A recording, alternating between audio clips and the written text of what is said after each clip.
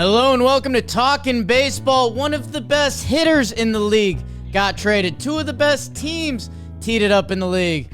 And some of the best talkers in the sport are talking ball. Let's go! Vamos!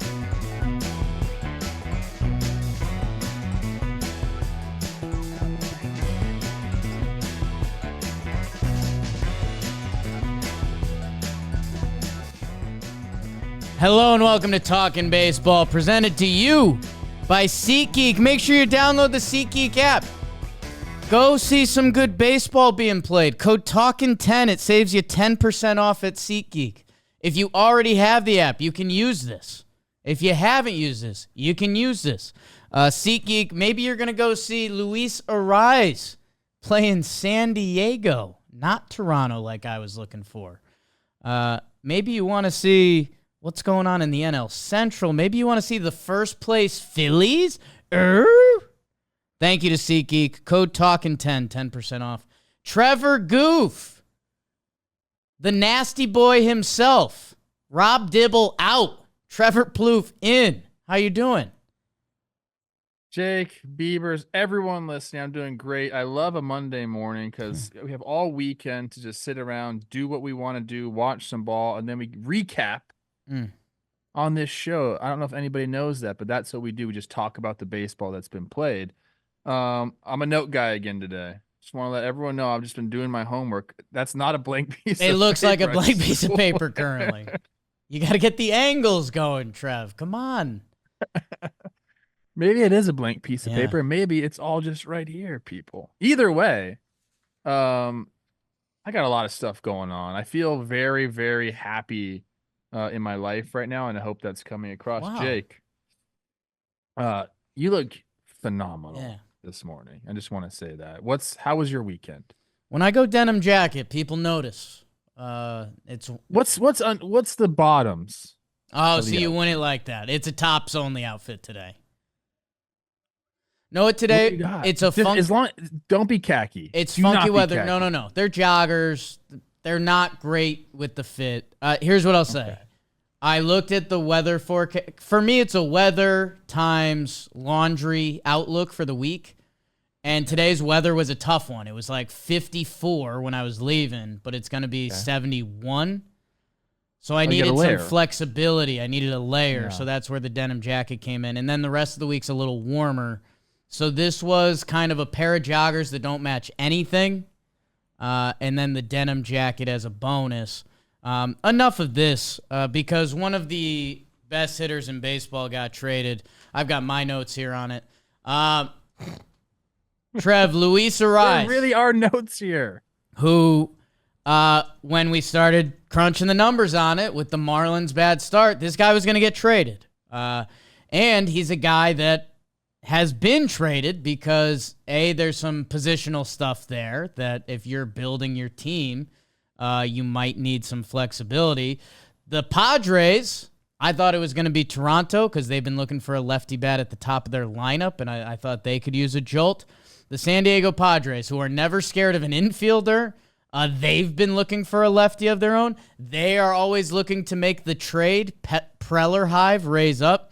And they get Luis Arraez and cash. Might need BBD to look into the quantity there. They paid it down to the league minimum. Wow. And that got them, and again, if you've got kids listening, cover your ears. Dylan Head, prospect. Woo Suck Go. Hello. Jacob Marcy and Nathan Martorella. And you know who traded for those guys? Who's that? Peter Bendix. Yeah, I mean, this is, have we ruined baseball? Next topic, as John Boy Media talking baseball, ruined baseball. Fish got those guys. That's just good. That's just good baseball right there. Dylan Head becomes the number 6, the number 5 prospect for the Marlins. Marisi, number 10. Martorella, number 11. So basically what we have here is a grab bag of prospects, and we see teams do this. It's usually, hey, you either get a handful of guys, and baseball's kind of a lottery, or you put your eggs in one guy's basket, and you're really hoping they click. And where it gets interesting, and we do this when we do all JM, Trev, is Arraez. He really needs to be hitting for him to be considered an all-around valuable player, because on the defensive side of the ball or the DH spot, he's not going to add value there. That being said, he won the batting title last year. His first Padres game, he goes for 4 hits. That's a Padres record. What is your analysis the moment the trade happened, and if anything's changed since?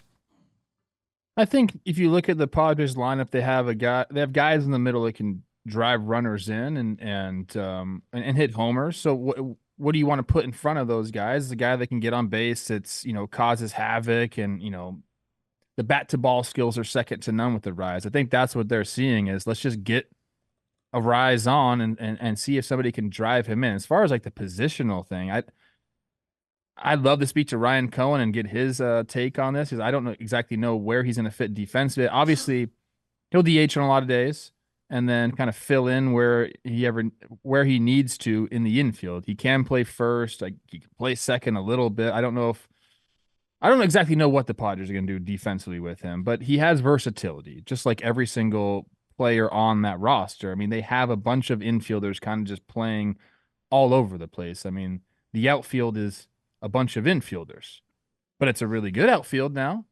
So Arraez kind of fits in that mode. Like, first game, I believe he had 4 hits for them against the Diamondbacks this week. Like, he just goes, puts the bat on the ball, gets on base. Not the fastest guy, but when you have guys that can drive him in via the extra base hit in the long ball, I mean, it's another win now move for the Padres, essentially. I mean, you go out and get Dylan Cease, win now. You go out and get Luis Arraez, win now. And you give up some prospects and freaking foolish baseball saying that Peter Bendix is cooking. But, the Marlins are in a weird state right now. And I don't mind them making this move at all. Like the start that they had, the organization as it stands right now, I mean, you need to go out and get pieces for the guys that you have on your team. We kind of knew this was coming a little bit sooner than we would have thought. It's May. It happened in May, the beginning of May, very beginning of May. So I can't tell if I am giving kudos to Bendix for just ripping the Band-Aid off, or I'm like, what are you doing, man? It's only May. That's kind of where I'm at with this whole thing. Like, was it good, or did we give up on the season too early? I kind of lean, good job recognizing where you are at as a franchise. Yeah, it's an interesting debate, because Luis Arraez, can his value really go up? I don't know. It's like I don't think the defensive wand is going to kick in overnight. He DH'd his first game. He played second base in his second game.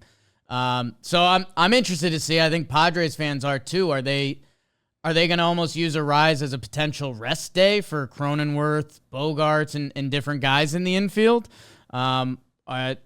These things sometimes find a way to sort themselves out. I was laughing on All JM. It just came up as a topic. Like, does he have value as a DH? Jim kind of said, no, you need power there. I think on the right team, if it's a fit, it's a fit. And Luis Arraez is on the team to hit. So if he hits, everything else is going to figure itself out. Yeah, Padres fans, Preller, their whole offseason felt bizarre. It's like, wait, they traded Juan Soto and they need to shed money. Now, I mean, they trade for Dylan Cease and Luis Arraez. That's a pretty impressive haul. As a Padres fan, you've got to love that. Their offensive numbers look great. Their pitching numbers, surprisingly, a little more middle of the pack to bottom of the pack. Second in runs scored after this weekend. Yeah, for the Marlins and Bendix. Okay. I don't know. I don't. Like, if you had held on longer, are there other packages that would, quote-unquote, arise? I don't know. You'd like to think so? Like, teams get more desperate around the deadline? Did the Padres really throw in another prospect for another 2 months of baseball? Maybe. That's the stuff I don't know about GMing that I would love to know. But if they pulled the trigger, you'd like to think it's a package that they really liked, and hopefully in a couple years we're talking about the Marlins with 2 guys in their lineup from the Arraez trade, but that's tough and doesn't happen a lot. I mean, I'm not going to sit here and lie to the people and say I know anything about these prospects. Okay. But I will say this, like, it would seem to me if the Marlins are paying down Luis Arraez all the way down to the league minimum, that's a way for them to get a better package of prospects. Yeah. We've been seeing this happen quite often now in the big leagues. Okay, we'll pay the money down, essentially buying a better prospect package. I mean, I don't hate it. We applauded the Mets for doing that.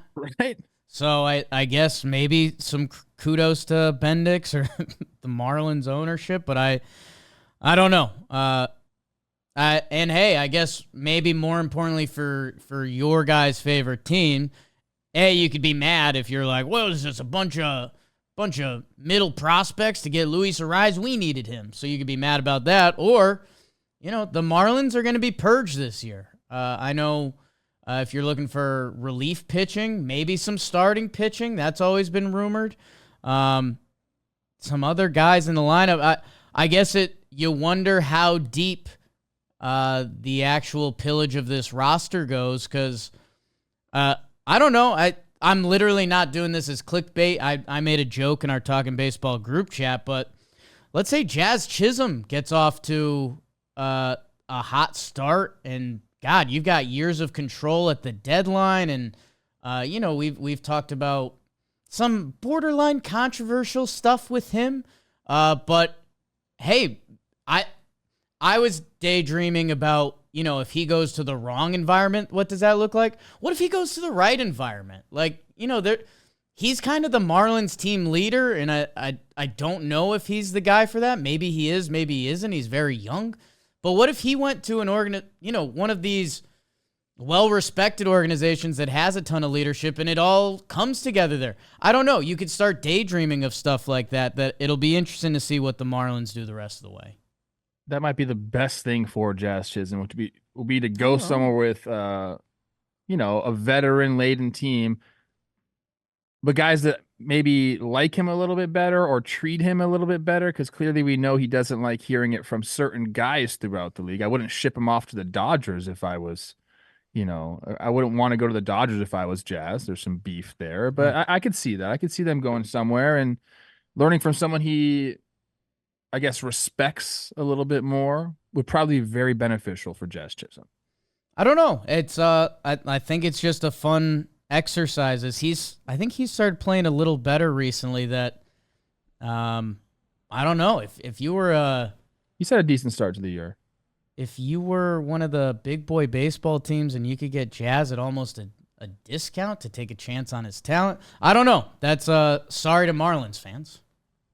I will say this about Arraez and DH. I understand, like, overall, your DH spot should have some slug in it, and Arraez doesn't really offer that. But like you said, like in the right situation, like say he's batting at the top of the lineup and he's getting on base at, a 380 clip. I think that's where you find value for the Padres is let's get this guy on base, let our guys drive him in. I mean, then the value comes in, through the on base percentage there. Like, look, the hits are nice.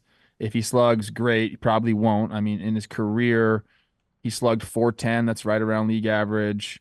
I think. Wait, he slugged .420, which is right around league average. But he's got on base at a 380 clip. That's what the Padres are looking at. They have one more year of control on him. He's a free agent in 2026. And who knows? Maybe they'll deal him at the deadline. Yeah, just keep on flipping. Right? I mean, look, the Twins got Pablo Lopez for Arraez. Yeah. And then it seems like all the nerds love, especially Foolish Bailey, that freaking nerd. I do like him, though. He's a freaking nerd, but I like him. Hey, I had some AP classes, too. Okay? Yeah. Stanford, Bailey, man. respect me. People love the haul that the Marlins got. So is Arraez just going to be the gift that keeps on giving? I like that. And yeah, just, go look at that Fish roster. Josh Bell, some of the pitching, Tanner Scott on the back end. So there'll be a storyline this season for reasons Marlins fans probably didn't want. But That's that. Playoffs last year. I know. That's yeah, I saw one fan base talking junk that kind of shouldn't have been. I forget who it was, but Marlins, I'm ruling them out of contention this year. I'll do it. Are they the second team they're dead? I just got so nervous for how horny Chris Rose is going to be to talk about this on Baseball Today. He has to be drooling.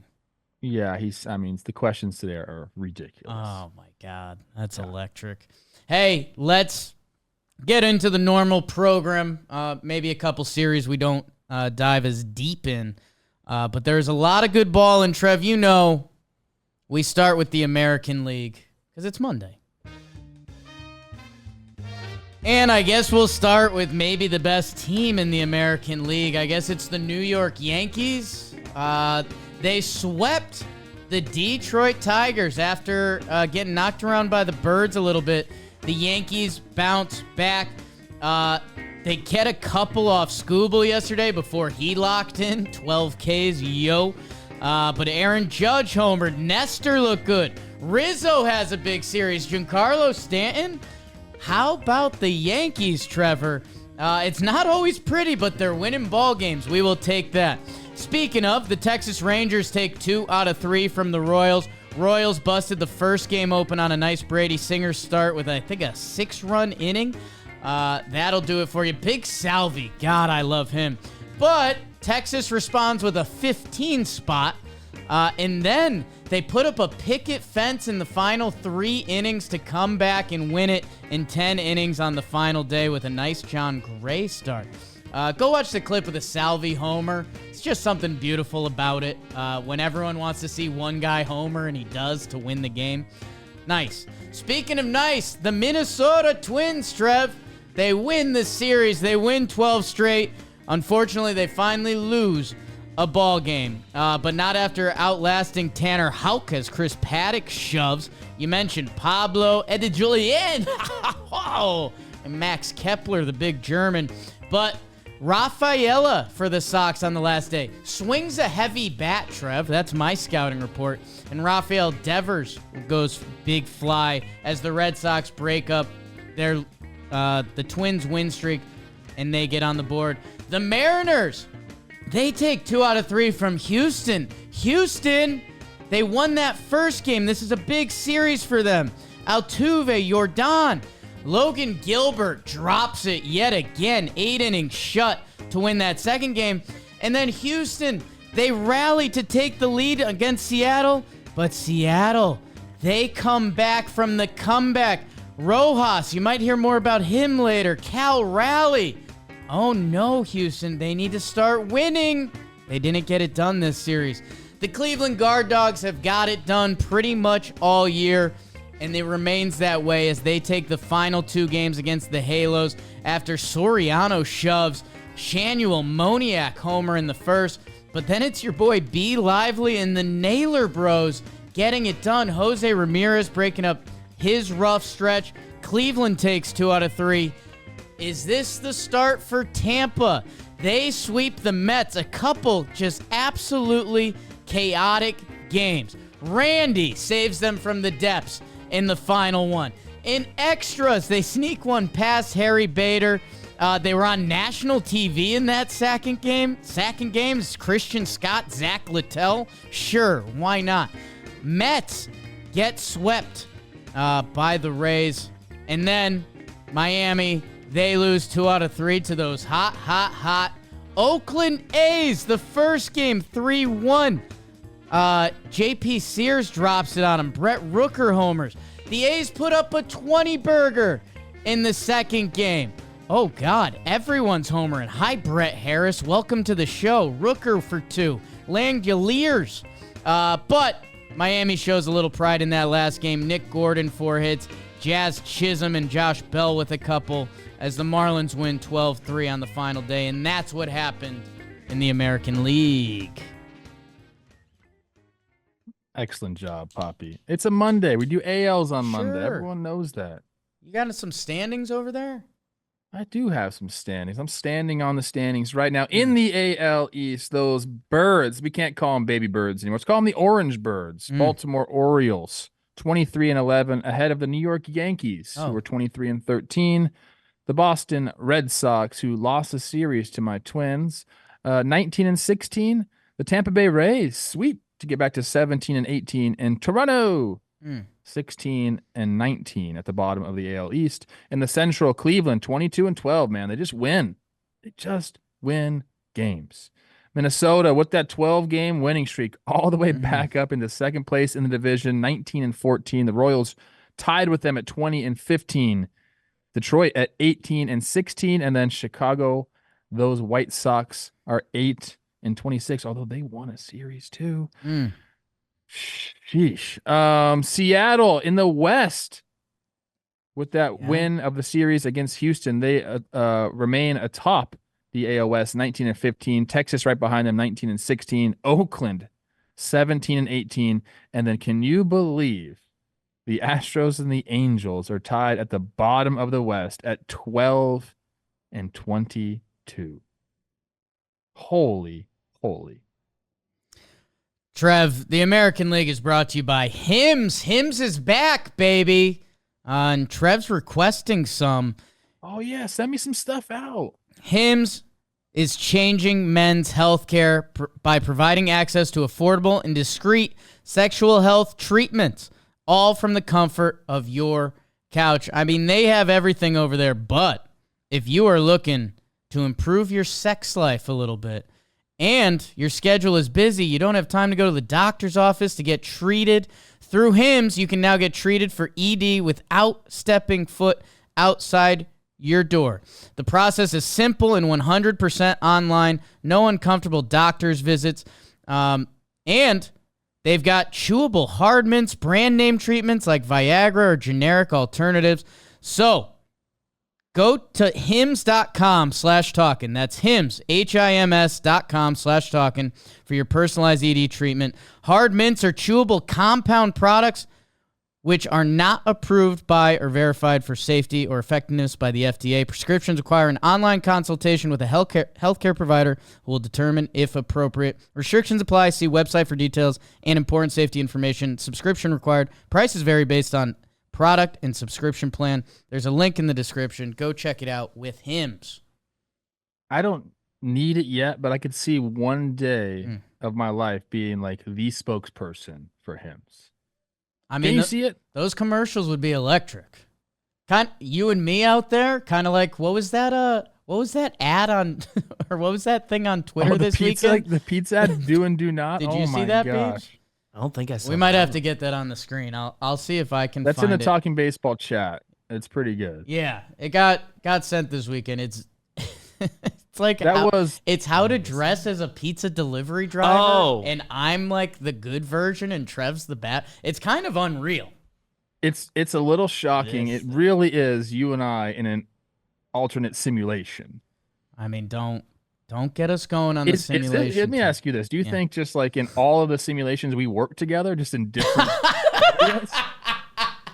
Every simulation we find a way to each other. I mean, that's incredible. I love pissy, resilient pizza place Trev. I don't like that guy at all.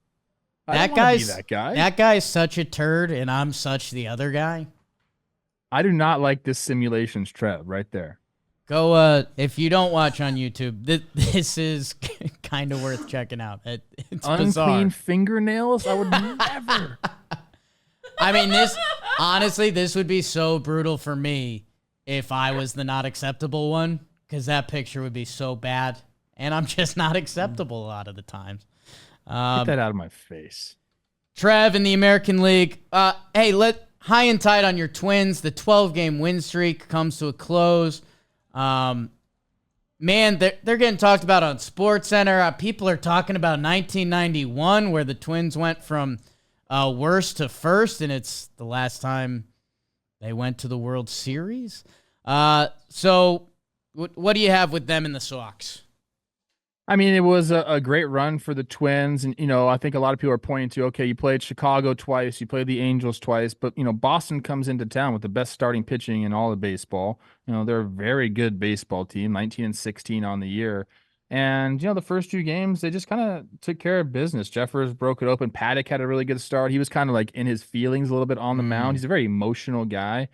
But he just wanted to blow fastballs by guys. I don't have his pitch mix up with me. I guess I should have done that. But it seemed to me like he was going to that pitch more than ever. He's been throwing a lot of these changeups as of late, but he wanted to just blow it by guys, and he was throwing pretty hard. He was getting it up there to 96. Look, the Twins look good. They lose Buxton, which is tough, but you get Correa and Duran back. I think Brock Stewart went on the IL, so they kind of like traded players. Like they're not fully healthy yet. Like to be where they're at right now, to go on that run and get back, to a 19-14, and they haven't played. They played 2 innings as a fully healthy team. Like they need to get these guys back. Justin Topa hasn't even showed up in the bullpen. The bullpen's going to be, one of the biggest strong suits for them this entire year as they get healthy. I don't know. I'm happy with where they're at. Like again, like the offense has kind of showed up. Jeffers has been incredible for them. He's like kind of hitting at the top of the lineup on against lefties, which has been awesome. They look good, man. They look good. They have to keep it up.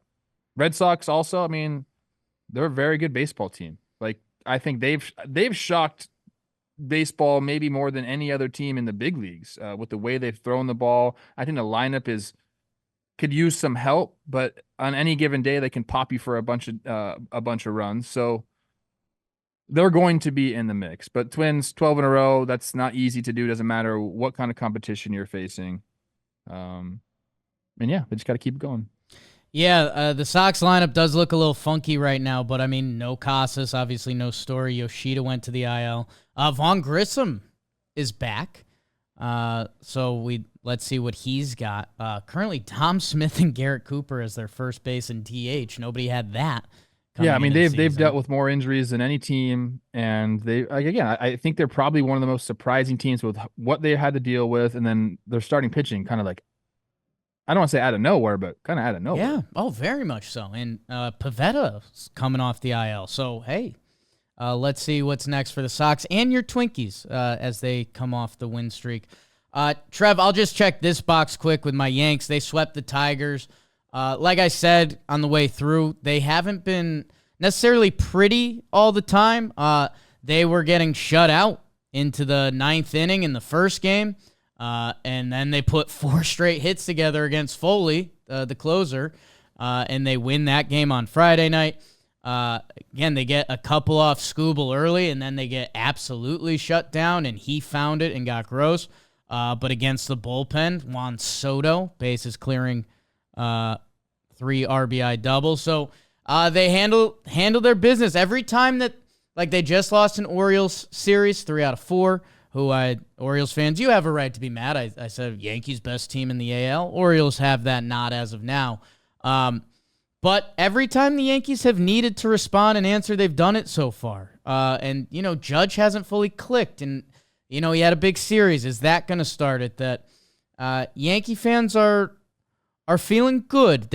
There's still room for growth, but it's in areas that you should expect that. So we're feeling good over here. And Rizzo had a great series. Yeah. And that's big for you guys, lengthening the lineup like that. Yeah, they've got some interesting lineup stuff going on. They moved Volpe up, and he's struggled in the leadoff spot. So again, there's a lot of molding to be done. Dominguez rumors. Will DJ ever get healthy? We'll see. Tigers, I think they can pocket that series and put that in their rear view. The other things across the American League, I mean, if we're being honest, one of the biggest stories that I still think everyone is scared to talk about, the Houston Astros. They lose 2 out of 3 at home, and this was a winnable last game. They come back after being down against Bryce Miller, but then Seattle fights back, and Cal Raleigh clips them, and Hader gets the loss, and I don't know, Trev. It's a familiar story for the Astros. I mean, you have your good bullpen in there, and they give up homers. Now, it wasn't a save situation. It was a tie game for Hader there in the ninth, and top of the ninth, and Raleigh pumps him. But you're right. I mean, they win the first game. It's like a back and forth game. Altuve lays the bunt down first and third to go ahead. Kudos, 300 stolen bases for Altuve. I mean, this guy's a Hall of Famer. Like, just everyone stop. He's a Hall of Famer. Like, one of the best players we've seen in our generation. He's going to go down. I mean, shoot, who knows if the Astros ever make the playoffs again? Just kidding. Just kidding. But he's going to go down as one of the best postseason players of all time. Yeah. Love that for them. But yeah, the Mariners took care of business, man. I mean, look, they have that pitching staff. Logan Gilbert, 8 innings pitch, no Ernie's, goes up against Framber. Kyle Raleigh, big dumper, just kind of doing it all series. I mean, again, I just think that your offense hasn't shown up enough if you're Houston. The back end of your bullpen hasn't been great for you.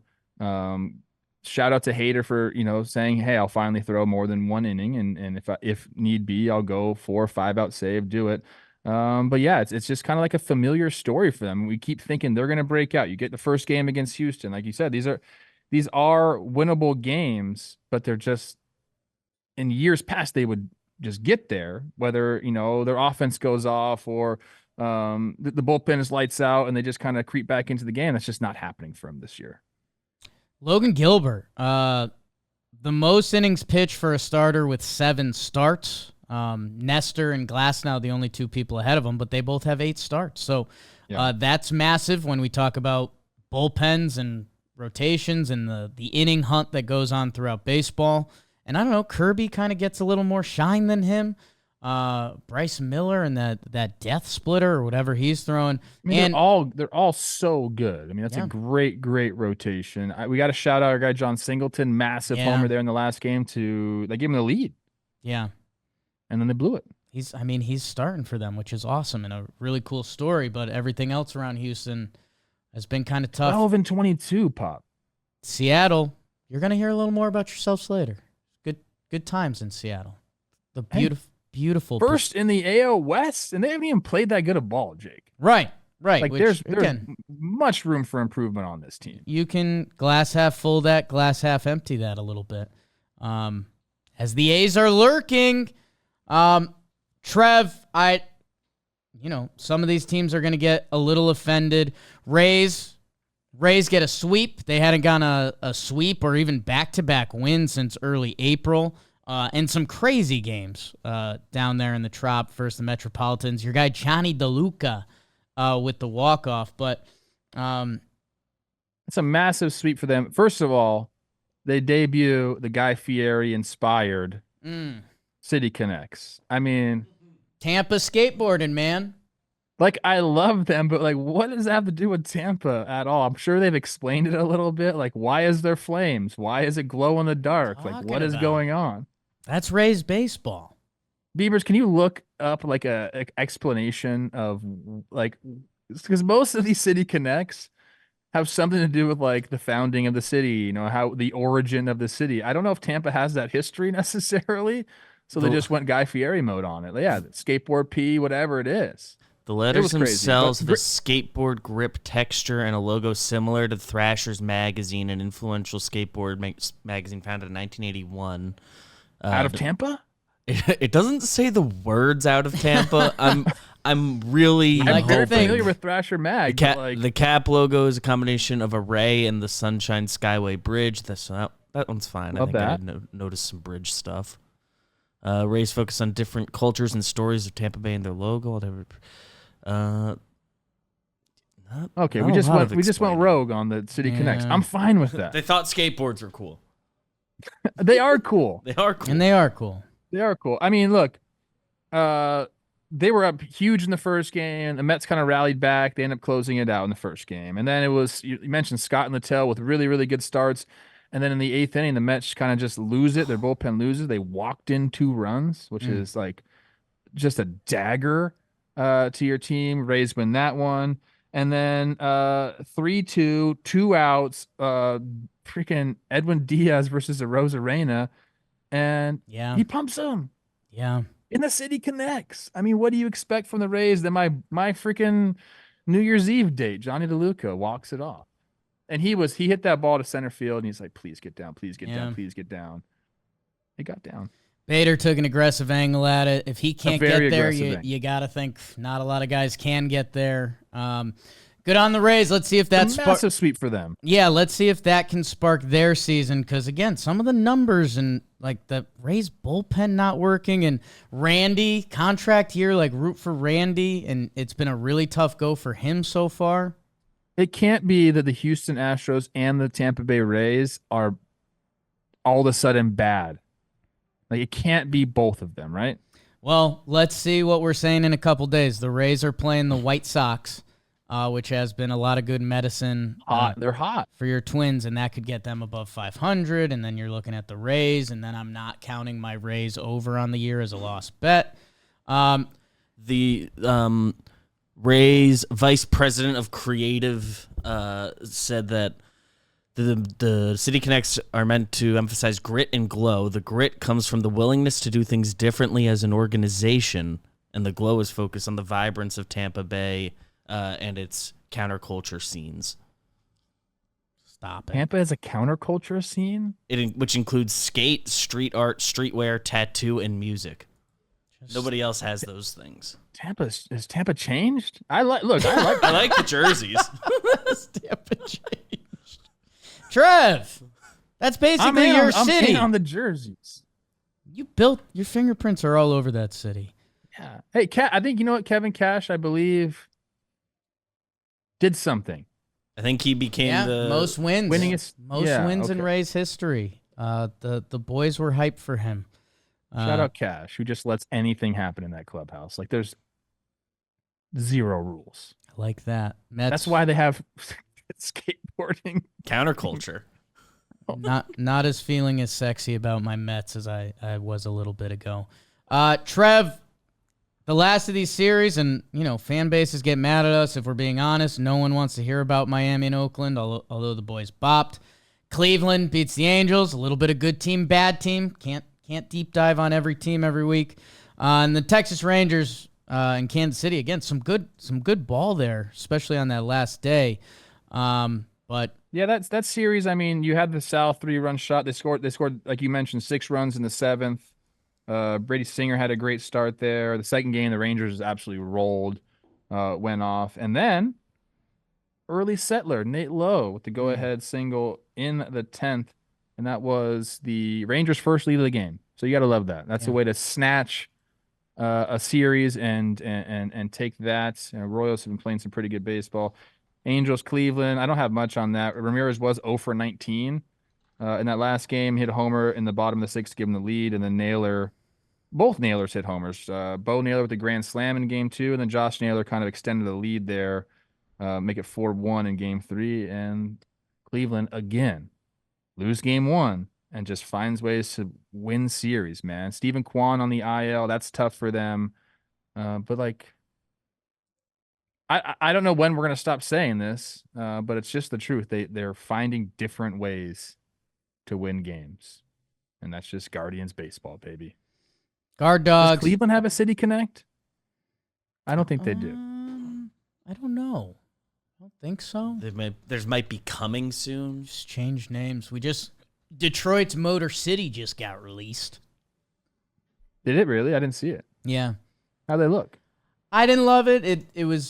It's like kind of NASCAR-y. Like, oh, I kind of like that. What do you mean? How could you not? It's car like heavy. I don't know. So somebody replied to the Talkin' Baseball tweet. It could have been Chelsea that said like, "This is like if Great Britain tried with their uniform a little more. It's like a little basic, but I wasn't fine. Didn't fully move the needle for me. It looks like Cleveland's is coming later this year. Okay, yeah, the font is just not there. Let's play up like the NASCAR or the car theme. Like this is just regular old lettering. I didn't love it. Could have definitely done some checkered piping. Felt like they were on a path to something, and then they kind of pulled back. They had a free theme. Let it eat. Speaking of let it eat, maybe my favorite partners. I try not to be biased, but it's Tommy John, people. And the weather's changing, and you got to take care of your downstairs. And with Tommy John's second skin underwear, man, it can make or break your day. The luxurious support of second skin guarantees everything will go smoothly. I wear Tommy John every day. This read ends on YouTube with me showing my underpants to the audience because I made the switch. You guys already know if you listen to the show regularly. If you don't, this is not a joke. I wear Tommy John every day. It was like an adult move by me. I was like, this is my favorite underwear. I want to like my underwear every day. I'm switching to Tommy John. Tommy John heard that. They got involved with us. 20 million pairs sold, thousands of 5-star reviews. Give them a try. Honestly, the people that were with me, I got a little app sampler. I tried a couple different TJs. I found the ones I like, loaded up. It's a pretty nice place to be. And with Tommy John's friend and family sale right now, get 25% off site-wide at TommyJohn.com/talkin. 25% for a limited time at TommyJohn.com/talkin. Click the link in the description. I have a couple things here. Number one, Tommy John, you need to get on with all the guys that are having Tommy John surgeries and just be like the official like rehabilitation underwear of Major League Baseball. You're welcome for that. There's a big, what an ad that is. Pull it up a little more. Yeah. You'd like that, wouldn't you? Also, the Detroit Tigers have a VIN number on the side of their hats. It's all the championship years put together. Like, we're going a little too far here. Yeah, those either like really hit or they don't. Like, remember when it came out that Texas's whole stadium meant something? Like, his Beltre's number down the line, and it was Josh Hamilton's tongue was here or something. I don't know. When it kind of hits, it does. Motor City, hey, they went for something. Tigers fans, Dodgers need to hold. Like them. That's what's important. Dodgers by far have the worst City Connect jerseys in all of the game. Okay. It's blue and just says Los Dodgers. Not into it. Let's talk. The Dodgers play in the National League. I segued you. It's perfect. Let's do it. And Trev, the National League starts with the first place Philadelphia Phillies, who have currently taken all 3 games against the San Francisco Giants. They are doing a reach-around series that finishes Monday, but they were the Sunday night baseball game. You might have saw Bryce Harper take Logan Webb up top. Giants fought back a little bit, but it was not enough. And in those early games, man, Alek Bohm continues to be everywhere. Trey Turner he gets hurt. That's a bit of a storyline over there. It hasn't affected them yet because Ranger Suarez continues to shove. Phillies, they fight off Tyro Estrada, the Giant. Bad time to be a Giants catcher. They are just getting beat up. Although the kid gets called up in homers. That was fun. But not fun enough to win. The Phillies are winning ball games. The reason they're in first place, the Dodgers sweep the Braves. Ooh, baby. Andy Pages with the walk-off 4-hit day. Where does he rank in your Dodgers lineup? It might start flying up because he's only been hitting. They win that game. Shohei goes with 4 hits and 2 homers in the last game. Reminder, he can pitch. And on the other day, Glass now shoved, and they put up 11 runs. The Dodgers are clicking. Braves slowed down a little bit, especially on the offensive side of the ball. Talk about that. They teed it up, the top 2 teams in the NL Central, and the Cubbies take 2 out of 3. The Brewers won that first game. Joe Ross, the boss, with 6 innings, 1 earned run, and the Willies both had hits, RBIs, and steals. That's cute. But Jameson Taillon shuts them down. Javier Assad shuts them down. And the Cubbies, your guy Patrick Wisdom, your doppelganger with a homer. My baseball doppelganger, Nico Horner, 2 for 4 with a homer. Cubbies, get it done, man. And they take 2 out of 4 in the top of that NL Central. Boogity, more of a VAR show guy. Boogity, boogity, boogity. Padres, you heard who they got in their lineup now. They also took 2 out of 3. And Dylan Cease shoves. They put up a 7 spot behind Fernando and Machado in the first game. Michael King, the big piece in that Soto trade, with 6 shut. And Profar and Arraez combined for 7 hits. That'll do it. Snakes, they've been doing this, man. They win one game big, but they don't win the series. McCarthy goes off. Christian Walker, Marte, and Peterson. Snakes, got to start winning series. Pirates, they needed a series win, and they get it against the Rockies, although they had to fight for it. Jack Sawinski with the walk-off in that middle game behind Jared Jones, dropping it on him. O'Neal Cruz, Brian Reynolds, and Big Rowdy Tellez get it done in the last game. Cal Quantrill absolutely shoved, and Ryan McMahon went in the drink in the first game. But Rockies, they could have won a lot of these games, and they did not.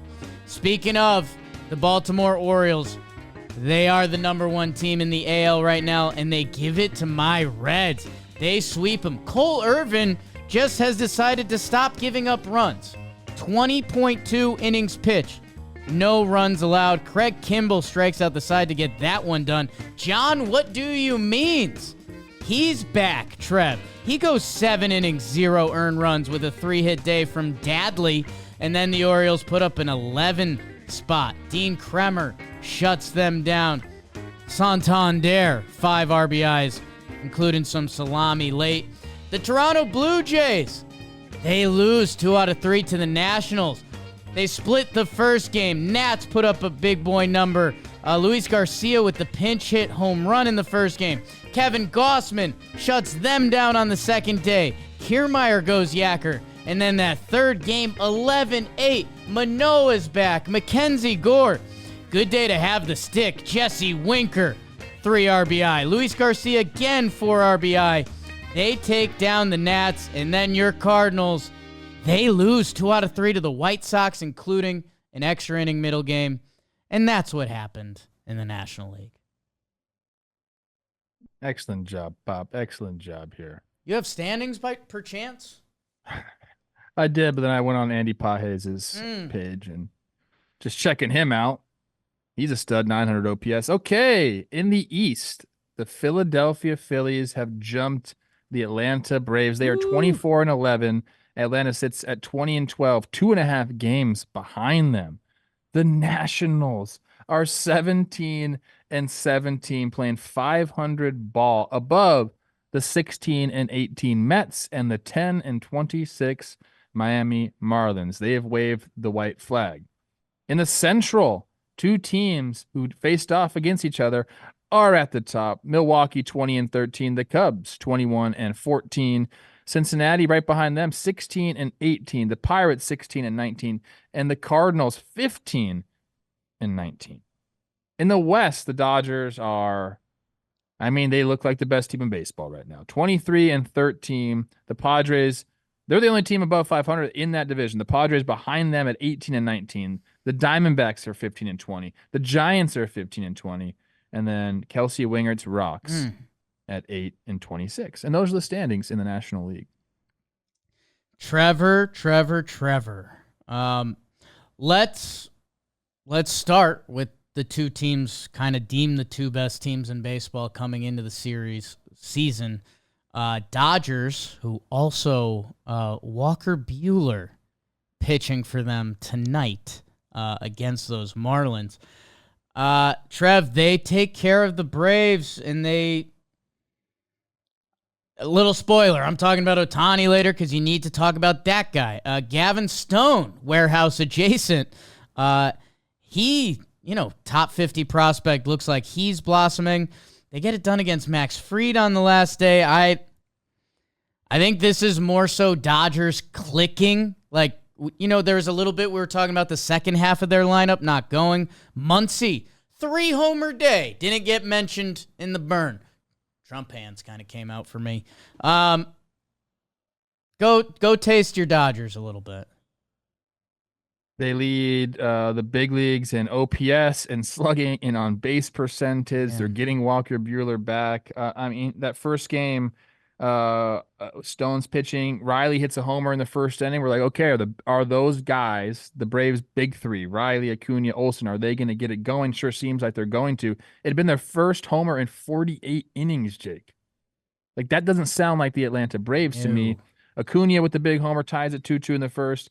And then you're going to mention Shohei. He gets a single to tie in the 10th. And then our guy, Andy Paes, with the bloop knock to win it. Mike Harris on that ball kind of looked like he maybe should have dove for it. Okay. It was one of those things. I'm not really sure what happened, if he just got a bad read on it, because sometimes those bloopers at you are difficult to read. So you steal one in game one, and then it's Glasnow and Muncy, and then Ohtani. Like, if you don't win that first game, like, there's a chance that you're going to get rolled, and I don't care who you are. Like, the Dodgers lineup has been that good. And I think I want to just sit here and talk about Ohtani, but I don't want to steal him from you. Okay. He's incredible. Yes. Like, yes. It doesn't matter who's thank you. It doesn't matter who is on the mound. That guy's better. It's I think that's been the most shocking thing to me over the last couple of years, is realizing just how good of a hitter he is. I have commentary. I'm going to save it. But yeah, Yes, him I and know. Mookie Betts just in a constant, like, anything. They should do that commercial. Anything you can do, I can do better. I love Mookie, but no, that's not the truth. And offensively, yes. And arguably, I tend to argue that Freddie's a better natural hitter than both. So, just what the Dodgers need, Andy Paes breaking out. And Braves, I don't know, offense sputtering. It's the Dodgers. I think you back pocket it. They've got a couple off days coming up. Get things back in order. You wonder how much, I don't know, when things like this happen, you start thinking things like Sean Murphy. Is that a loss that's hurting them? You know how I feel about a good catcher. At the same time, like, it's Darno, and he was potential all JM. So I think it's just a wrong time situation, but I don't know. I'll be interested. Here's what I'll say about that series. The Braves are about the only team I'll say this about. Maybe the Orioles sneak in there, but I don't think so. I think the Braves are the only team I say this about. It's a 50-50 shot who's going to win that series. Every other team that goes up against the Dodgers, I'm not giving you 50-50 odds. So, like, this is one series. It is what it is. These two teams face off in the playoffs, which I think most, like, just general baseball fans would love to see. I mean, you have no idea how that series is going to go. But right now, the Dodgers look like the better team. I don't know if I'm going to be able to say that, in June or July, because the Braves will be okay. Trev, I think the other talking point that's attached to this, Blake Trinan comes back for the Dodgers. Watch out for him when he's right. It doesn't get grosser. Paxton with an awesome start. But for me, I had an ask coming into the season, and it was the Phillies to give the Braves a run during the regular season. Seemed like they haven't cared about that. And they, in a way, they don't care about anything. Yet, they are on the opportunity to mop the Giants today. They get the win on Sunday Night Baseball last night. Taijuan Walker with a nice start when that had been a kind of an interesting topic in Phillies land. They do lose Trey Turner, which is going to hurt, but Edmundo Sosa is going to try to fill in for most of that. And they can get funky with Stott and Whit Merrifield if they want, but I think they're going to lean on Sosa, or at least that's what they're saying. The Philadelphia Phillies are out of the gate hot, and I feel like we haven't said that in the past. Suarez is incredible. 6 weeks for Trey Turner can hurt. But if they can stay around the Braves, it's going to be a fun NLE summer. Yeah, they've been playing great baseball. I mean, the pitching has been incredible. You're getting this streak by Alek Bohm right now, 18-game hitting streak. I mean, San Francisco put up a fight in these games. I mean, the first and the third games of the series, they had their chances late in the game, but the Phillies bullpen, came through. I believe in the first game it was Alvarado, Case Flores there. That was the tying run was on second base in that game. So they had a chance. Philly rolls the second game, and then at the end of game 3, Hoffman gets really nasty. He shuts down a rally. They win 5-4. You mentioned the Harper homer. Phillies just playing really, really good baseball on both sides, offense and defense. The Trey Turner thing does hurt. Scoring from second on a pass ball is awesome, and then you see him kind of just gingerly walking it off. And 6 weeks that's a hammy, right? That's what it was. Yeah. That's a big hammy. That's like a grade 2 hammy. And for a guy that, the speed is a massive part of his game, it stinks. So I love watching Trey Turner play, but the Phillies look great. And again, nothing, the Giants are treading water, I will say. Like the offense hasn't really gone for them all year long. I was pretty big on their lineup thinking, hey, there's not going to be a lot of like slumps in this lineup. I think there's a lot of good professional hitters. I think we've seen that throughout the year. But like I said, they're just they're treading water right now. They need to go on a run one way or the other. And the way they're going right now in this series is the other. Yeah, I mean, their lineup works, and you'll hear announcers talk about lineups, and it's kind of a bad time when everyone gets hot or everyone gets cold at the same time. You kind of want 3 guys who are hot constantly, and those guys switch out. And San Francisco is going to need that, and they need that from Soler. They need that from Lee. They need that from Chapman. And right now, the only guy that's real hot for them, my young prince, Tyro Estrada. Yeah. I think there's some underlying like hard hit data that says Lee's been really unlucky, but you gotta, the results matter in this game. He did have a great catch. You saw that catch? Yeah, dude. He ran that thing down like the weirdest. It looked like the weirdest route I've ever seen. He was running adjacent to the ball. It kind of looked like when Willie Mays Hayes in Major League, he comes to the tryouts and just like it looked like Jung Hoo Lee started racing the ball for a little bit, and then he was like, "I got you." It did look like he was racing the ball. That's perfect. It was a little bizarre, but then he made another great catch. He's a stud out there last night. So that's always funny to me that we do this. Like, wait, is he a center fielder? And it looks like he's come over and he's doing that. I think they want a little more with the twig. I put that out on my IG, and my buddy JP Martinez, the assistant pitching coach there, hit me up. He goes, "You should have seen it live." One of those things, man. You just see that and see him go, and you see the ball, and you're like, "Okay, no way." And then you see him just chase that thing down and just reach over to his left glove side. That was sick. But 25 years old, by the way, for Jung Hoo Lee. So, and 94 miles per hour from the arm too. So if those hits start falling a little more, what he can do in center field, it's a valuable ad. That's $100 million ad. Trev, I think the last series I think I really want to dive into, I think, is Brewers Cubs, just because these two teams are going for first place. And I think Craig Counsell's the difference. We agree, and that's it. Yeah, for sure. Well, Murphy wasn't there, right? He's serving his suspension, so this doesn't even count. Yeah, he was the first game he was serving his second game of the suspension. How many games did he get? 2. Okay. So this doesn't even count. Although the Brewers, okay, so they won the first game. That was the only game they won. There. So maybe suspend Pat Murphy. Suspend Pat Murphy if you're a Brewers fan, for sure. Yeah, I mean, the Cubs took care of business. Horner and Morel homer, and then Wisdom, they get up 5-0. It ends up 6-5, so the Brewers made a comeback there in game 2, but the Cubs hold. And then you mentioned Assad and his great start, and the Brewers offense kind of just went to sleep that last game. And that was a big series. I mean, now they're sitting tied atop the NL Central. Many more battles to come. I think this is going to end up being one of the matchups that we watch throughout the season very closely, as I think both these teams are probably, if I'm just thinking about it right now and kind of projecting into the future, these are the two teams I think are going to be there at the end.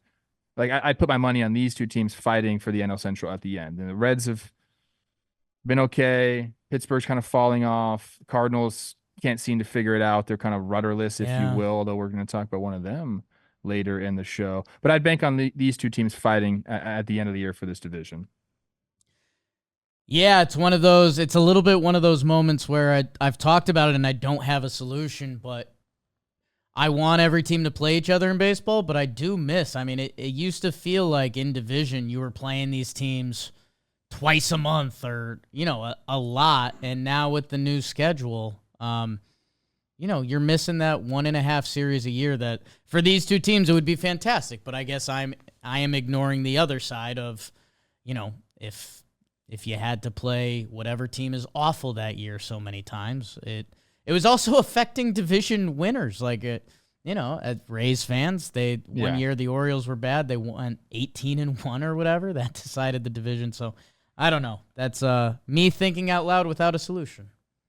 Yeah, I mentioned, in the second game, the Brewers, they scored 4 to get back in the game. This is a great note by Dalton. I didn't have this note in my sheet. The Brewers have brought the tying run to the plate in the final inning of 7 of their 12 losses. Yeah. That's got to make you feel great as a Brewers fan. Okay, I you're love not always that. going to come through,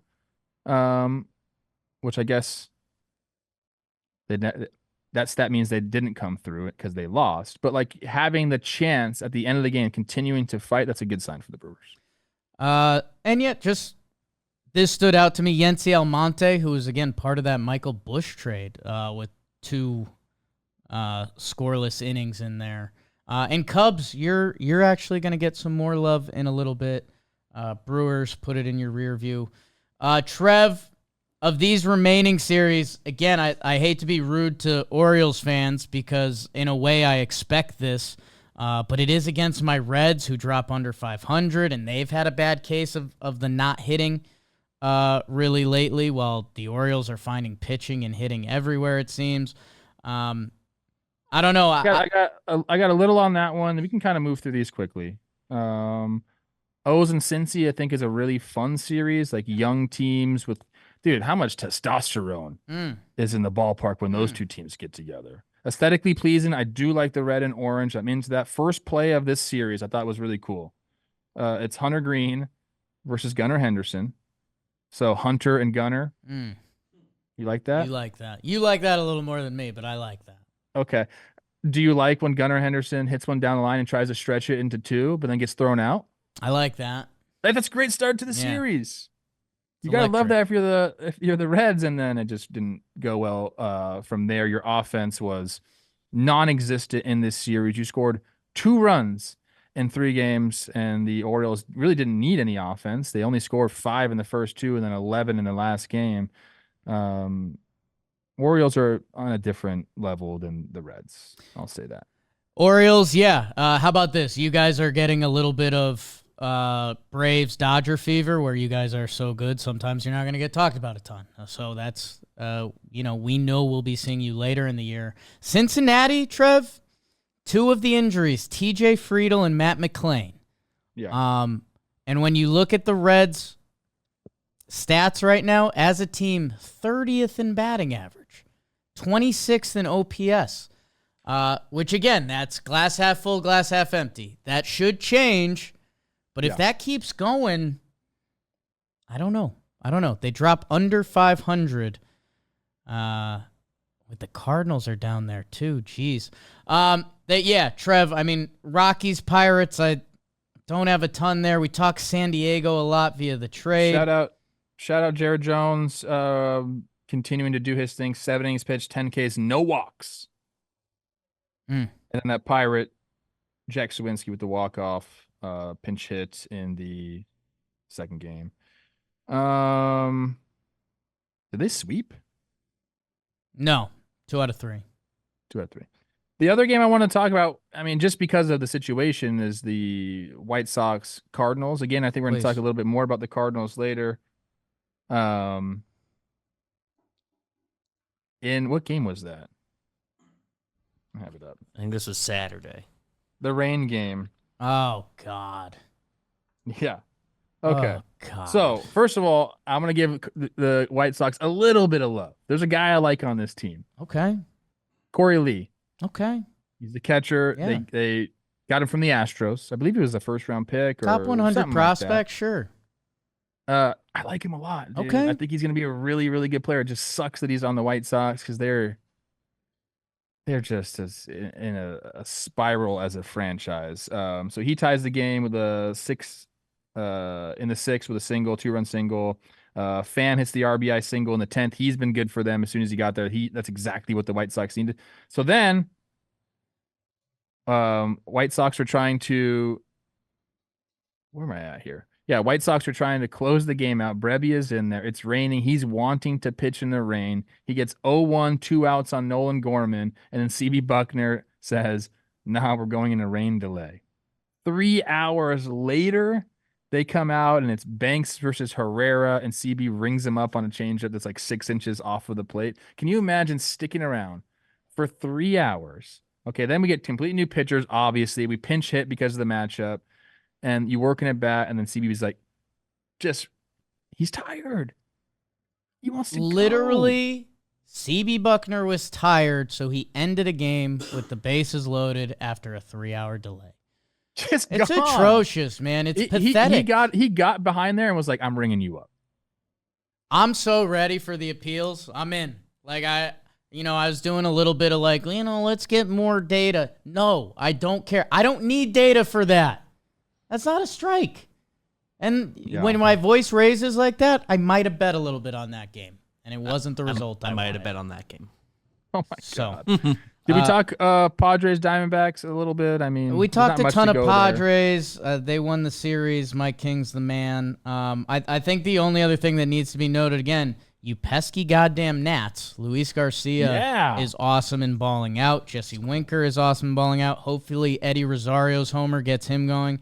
And I mean, the more important, or I think the bigger highlight was Alek Manoah comes back to Major League Baseball, and that's exciting. He does get touched up a little bit. 4 innings, 6 earned runs. Tough. First ball of the game, I think, is a Bichette error, which it's like, come on. That's the last thing you want. That's really funny. Kikuchi looked really good in this series. It's his 5th straight start pitching through the 6th inning, which is Jake Lytics. You want your starter to go as deep as possible in the game.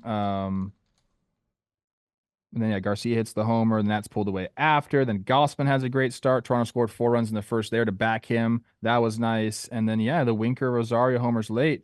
Winker with the hair. How we feeling about it? I love it, dude. He's doing everything now.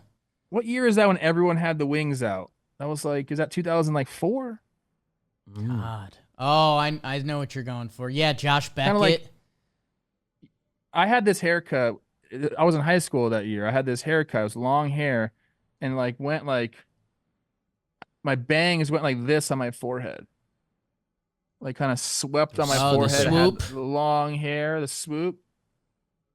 Like Incubus was like going off at that point. I don't know, man. But Winker, I don't know. I kind of like the hair, dude. He hit a homer, started running towards first, like he was gonna run, and then just stopped and planted for a little bit. He's you think he cares right now? He is enjoying it right now. It's been a tough couple years for Winker. The boys are bopping with the Nats, and it's a team you just don't want to play them. You do not want to play them.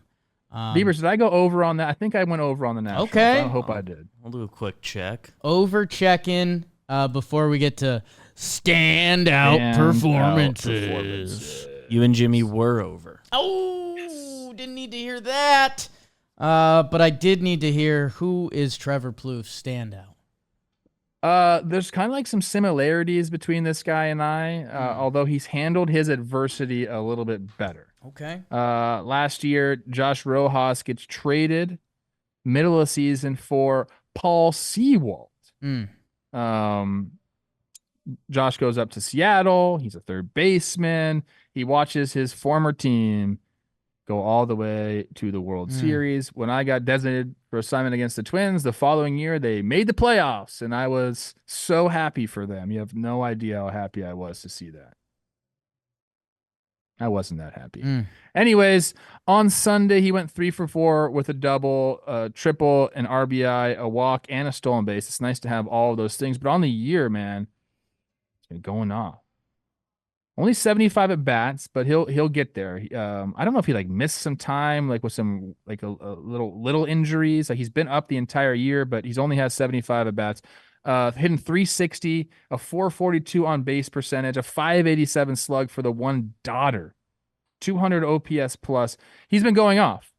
So he gets traded, goes to a new organization, finds a role, and has just, he's been a big part of why Seattle is in first place in the AL West. And I love that for him. You think you're going to be in a place for a long time, then all of a sudden you get traded, and the team that you get traded to doesn't make the postseason, and the team that you left goes all the way to the World Series. It can make you feel a way. Like, was it me? Was I the reason that we weren't there? But Josh has handled that adversity much better than I did. My 2017 is one I'd like to forget. His 2024, he's absolutely crushing it, man, and it's really, really fun to see. I'm happy for him. He's a guy out of Arizona, so he's playing for the Snakes. Dream come true, getting traded. It really has to. Easy on the Snakes, bro. What? Go easy. I'm on not the saying anything Snakes. bad about the Snakes. They went to the World Series last year. Yeah, sure did. They got punched in the mouth because you went out there trying to be a lifeguard. God. Anyways, I'm just happy for Josh Rojas because I'm sure it wasn't easy for him to get traded last year.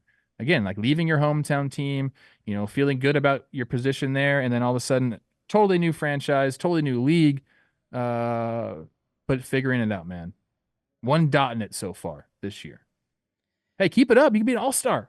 Like, that's how these things work. Right. And you never know. I was going to say, when the light bulb goes on, those Arizona years, like, the numbers don't pop, but they do. Like, he Been a was couple of years. He was a okay. positive Not OPS. bad. He was a positive OPS plus player that I think when the trade initially happened, everyone was kind of laughing because the Mariners have a craving for, like, third baseman, second baseman that have had moments but haven't. Every other team wants shortstops. They're going after third base. They kind of Mariners. They kind of hadn't put it all together, and I wonder if it is all coming together. He has been Seattle's offense without him would be in a dark spot. What's my favorite? Walk to strikeout. Walk at? to strikeout. I was already heading there. 11 walks, 12 strikeouts. So he's seeing the ball. God. Yummy. You like that? Yeah. We'd be working together at the pizza place. Oh my god. Any simulation. Comment your favorite spot where Jake and I will be working together in an alternate simulation. Let's see. We've got pool boys, pool men, obviously. In any scenario where I'm your boss or you're my boss, it's just fun. Right. Again, leaning on something that's in my background, like your pool history. Used to deliver party supplies. We'd be fantastic at that. Oh you roll up, people are No, excited. you want us to horrible. stick It's not around, because or- we'd stay at the party. You schmooze the wife, I schmooze the husband. Speaking of Josh, Hold on. Let's go on that real quick. One time we had this bartender over. We hired this bartender to bartend. yeah, Show. yeah. Oops. He just started taking shots and stuff, and Yeah. he Ubered to our house, and then Ubered away like he was planning that. on just like partying. I'm like, that's very unprofessional of you. Oh, I disagree. I mean, you're going to be in the mix. A couple I don't drinks mind are the going to go Ubers. down. I don't mind the Ubers, Right. but like, You don't like how premeditated it was. In was hindsight, it premeditated. felt premeditated. and it needs to be exactly. It can't be premeditated. It has to be like just happens. Like I have to. If I'm the guy that hired you, like I need to be like, hey man, let's do this. It wasn't like that. It was like one for you, one for me. Yeah, you need the people to open up that gate Yeah, for you, which they will at a certain point of the night. That's where I think it was a blessing I never bartended because I think I'm not a big no guy. Take one with us. Speaking of no, I'm gonna go Shohei Ohtani for the Dodgers. Trev, you mentioned it before, and I started biting my tongue a little bit. We mentioned how it's tough to rack up WAR from the DH spot, and like should Arraez DH. Shohei Ohtani has a 2.4 WAR this year. That's insane. DH, that's an incredible year from your DH. He leads the National League in hits, doubles, and home runs. So if you want to combine those to extra base hits, knock yourself out. Do want pop from the DH. He's 7-0 stealing bases this year. He's now currently leading in batting average, and slugging, and OPS plus, and total bases. And that's what I wanted to mention. Like, him and Mookie, again, are just having this. Mookie has 3.1 WAR. Mookie leads in runs. Mookie leads in walks and on base. Like, it's insane what the duo is doing. But yeah, I wanted to drive it home because I think there's still, I guess not if you're in baseball, but I still think if you're on the outskirts of baseball, it's like, hey, Ohtani hits and pitches. How about this kid? And it's like, no. He might be the best hitter in the game. Yes.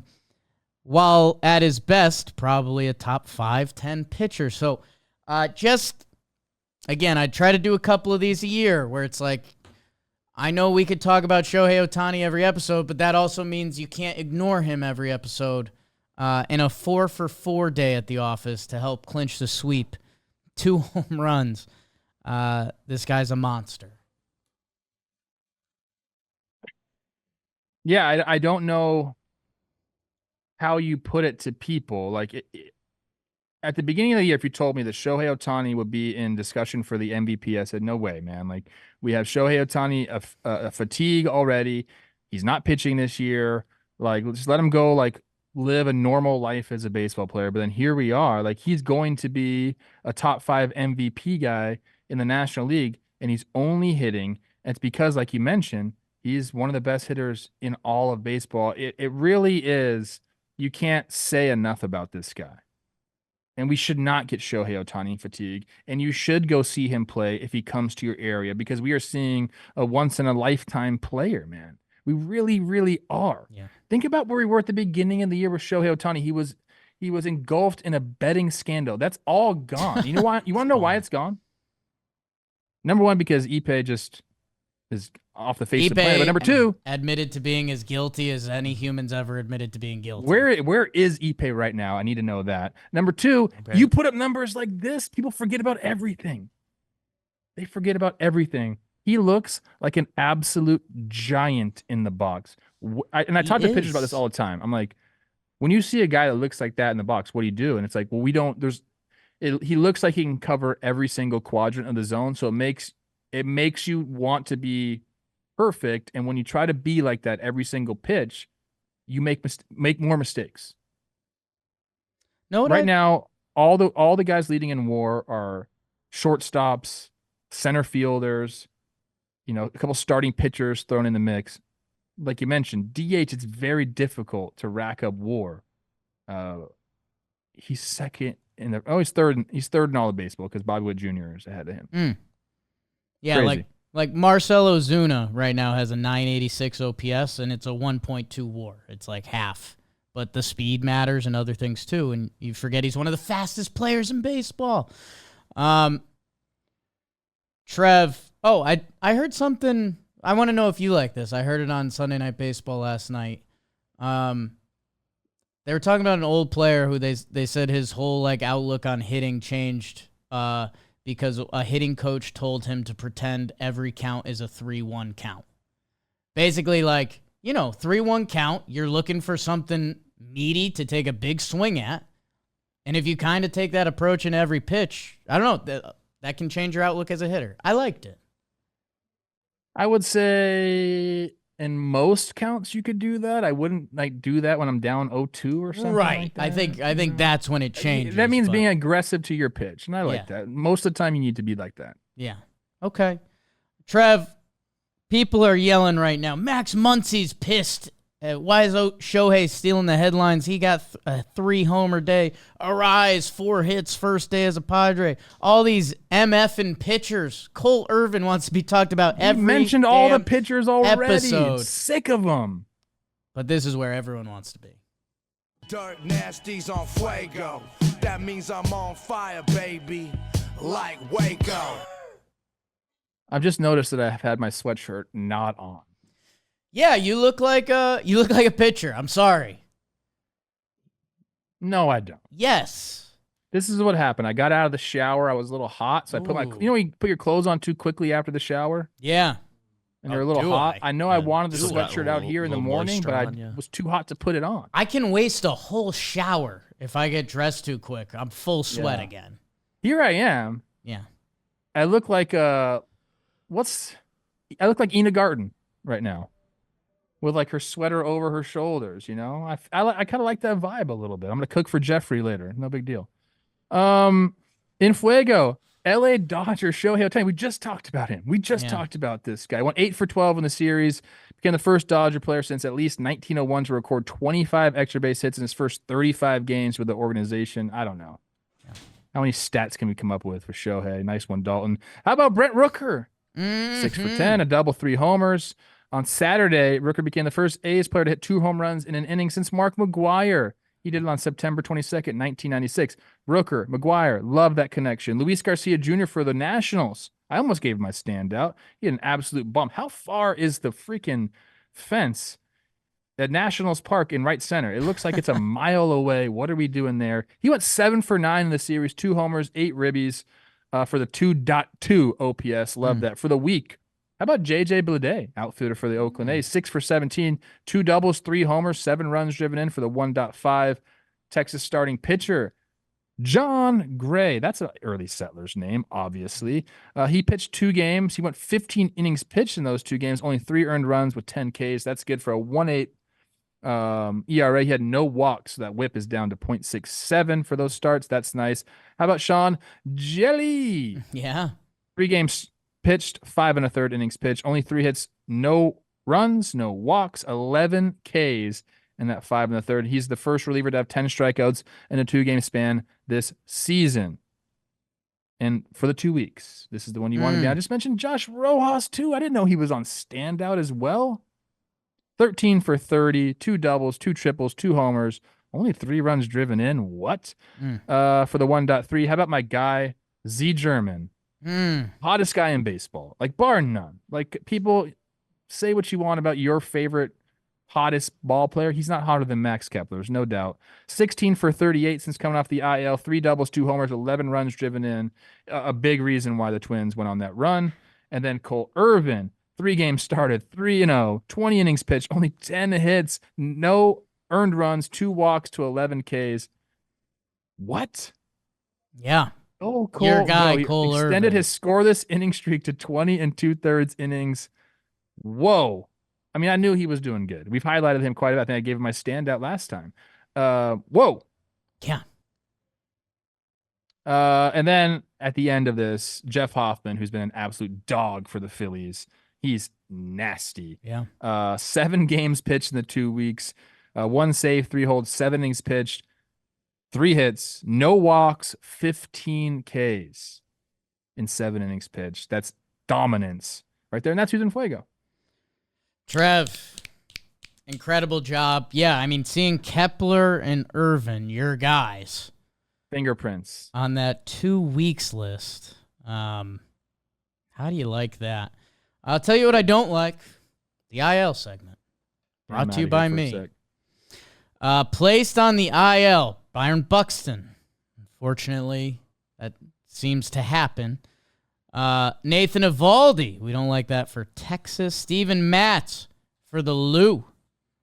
Patrick Bailey for San Francisco. I mentioned all their catchers going down. Tom Murphy as well. Let's see. Trey Turner for Philly. That's a big one. Wyatt Langford. I think he was hammy too. The young man for Texas. Joe Musgrove. We hate that. We think Quan is going to hit the IL today. Evan Phillips at the back of that Dodgers bullpen. Returning for IL. J.D. Davis for Oakland. They're saying, hey, we don't even need you, pal, but you could come in and hit. Johnny DeLuca coming back, walking off. We mentioned Grissom. John Birdie for my Yanks. Kiermaier, Carlson, Manoah, Trinan, and how about Walker Buehler? And know who else is towing the rubber today? Justin Steele for the Chicago Cubs. He's a podcaster. He's pitching? He's a content man, yeah. Yeah. Just like us. Let's start everyone's week. Awards! Awards are brought to you by the JM Warehouse. Our Ball and Play League just started last night. Go check it out. World-class athletes like myself, Trev, and Beebs, along with some world-class cricketers, actually, like the U.S. national team facing off last night in our warehouse in Jersey. It's insane. Our people absolutely love it. It's just a fun product. Chris Rose on the call. If you like John Boy Media stuff, you'd like Ball and Play.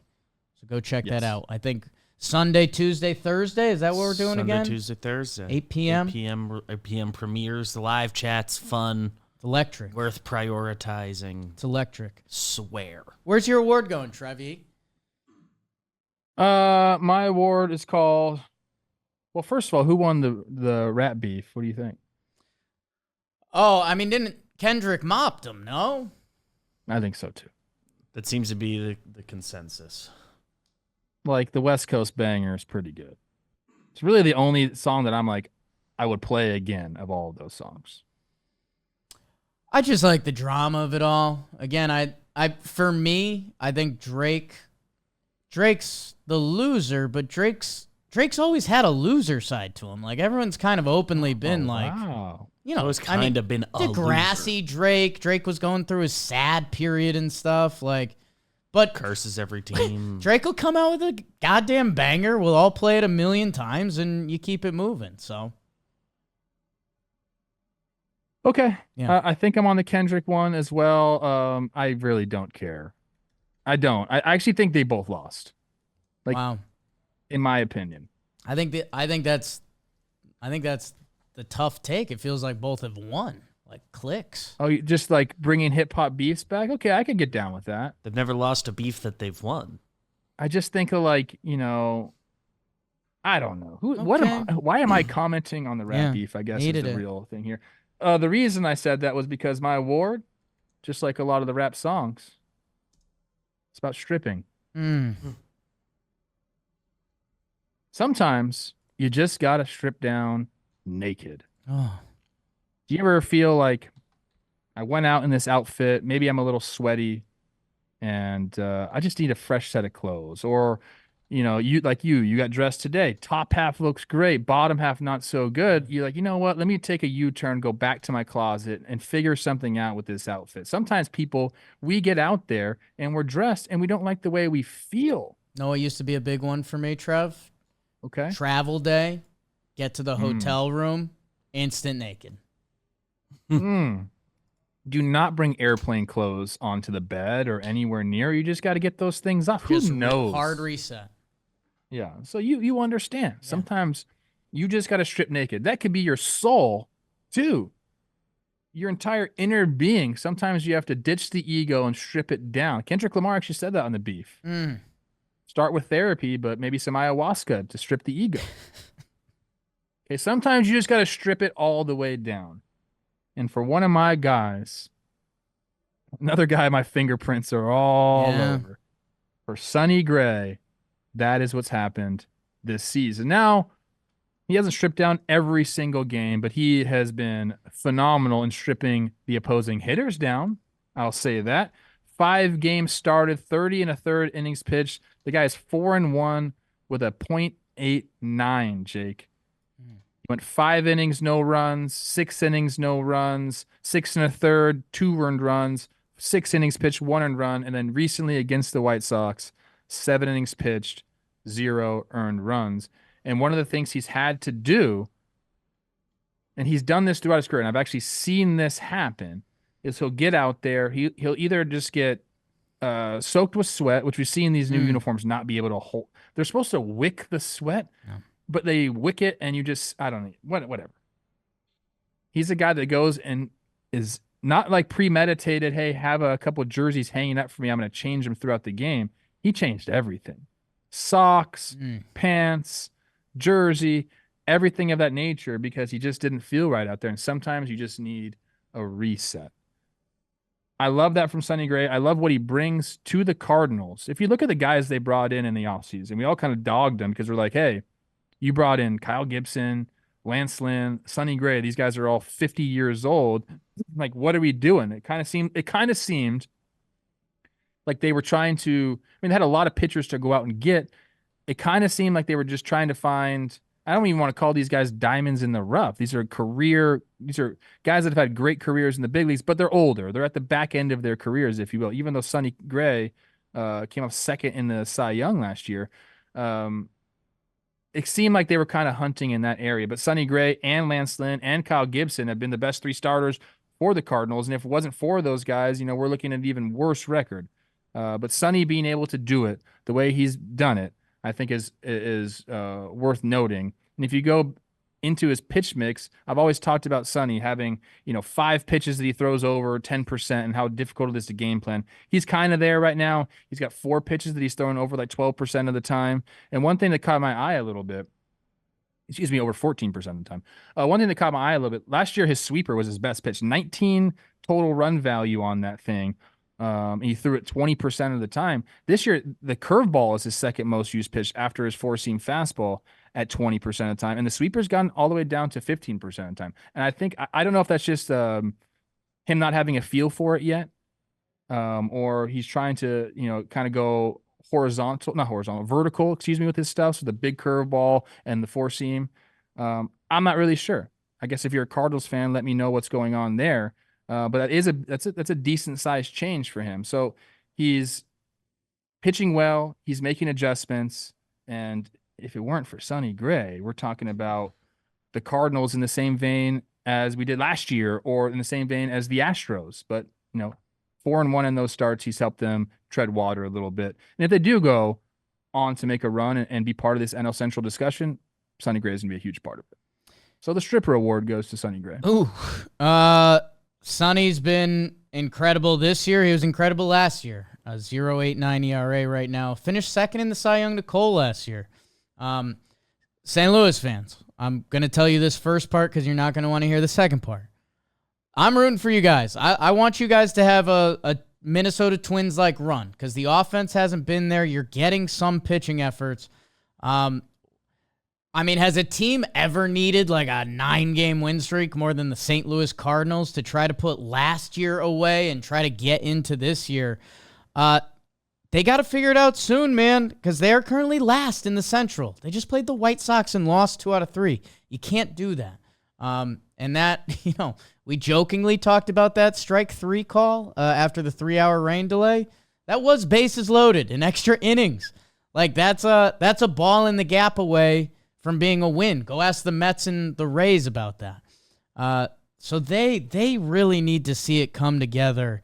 And Sonny's helping, and I teed all that up to say, man, would be a really interesting trade deadline team. Like, would Sonny be on the table?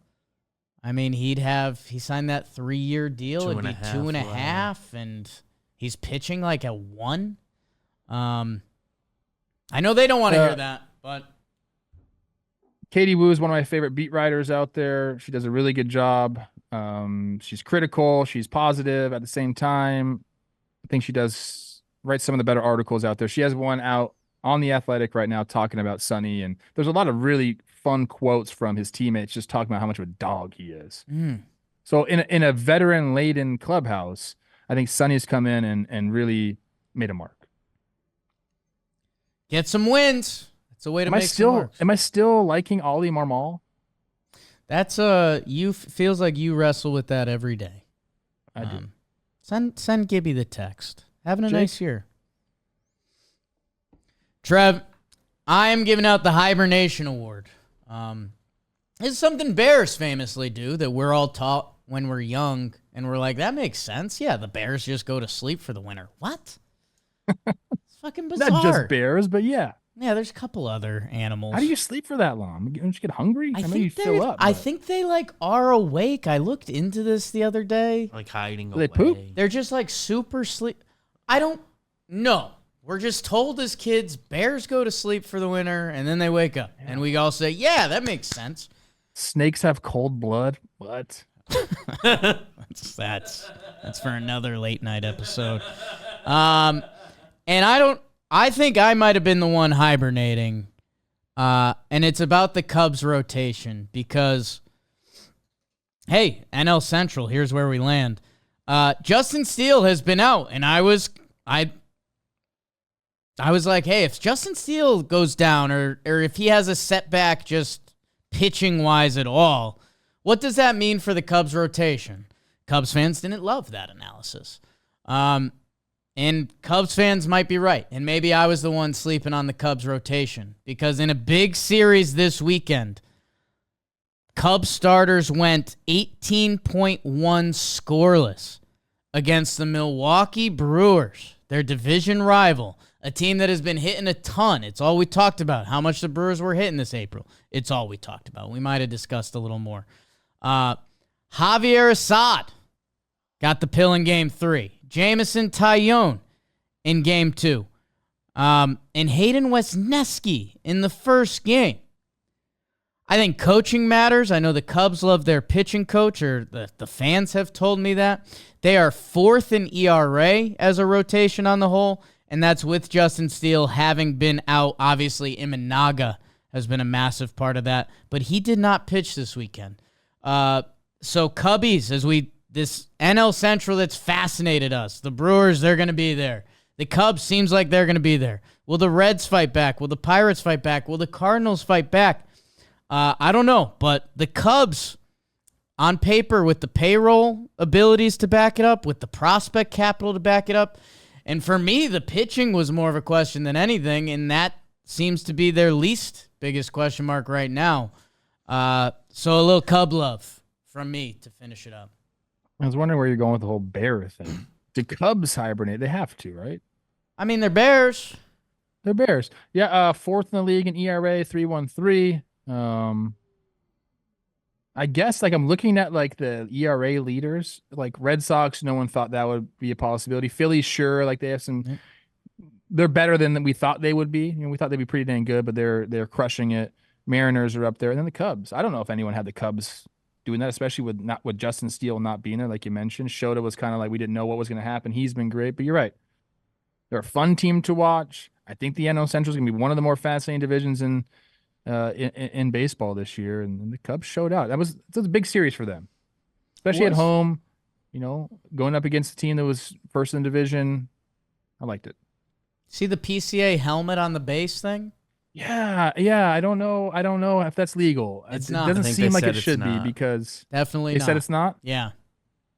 MLB said we don't have a rule on it, but not legal. We're adding one. Well, what do you mean then? Right? If you don't have a rule on it, How's it's that legal. What's the difference between that and the oven mitt?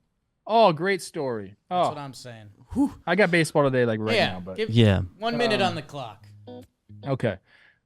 Everybody on Teddy's 8 and under fucking travel Right. team has one of the sliding mitt. None of them know how to slide head first. So one of the dads, his son wanted one. He said, "Look, man, do you really need one?" He said, "I really want one, Dad." It's just a swag thing, right?